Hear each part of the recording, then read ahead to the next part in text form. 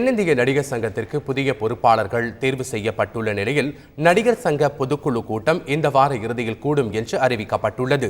தென்னிந்திய நடிகர் சங்க தேர்தலில் விஷால் அணி அமோக வெற்றி பெற்றுள்ளது.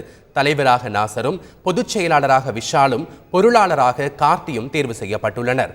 இந்நிலையில் நேற்று நடிகர் சங்க கட்டடம் இருந்த இடத்திற்கு வந்த விஷால் அணியினர் வெற்றி கொண்டாட்டத்தில் ஈடுபட்டனர்.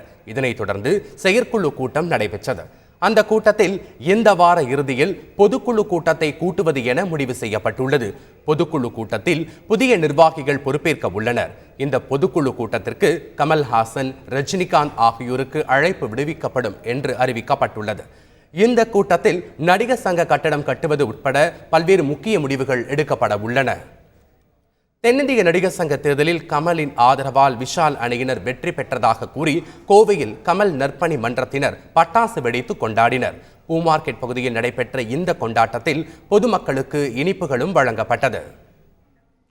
சேலம் மாவட்ட நாடக நடிகர் சங்கத்தினர் தேவேந்திரபுரத்தில் உள்ள அவர்களது அலுவலகம் முன்பு கூடினர். அப்போது நாடக உலகின் தந்தை ஸ்ரீ ஸ்ரீ சங்கரதாஸ் சுவாமிகள் சிலைக்கு மாலை அணிவித்து மரியாதை செலுத்தினர். பின்னர் பட்டாசு வெடித்தும் பொதுமக்களுக்கு இனிப்புகளை வழங்கியும் வெற்றியை கொண்டாடினர்.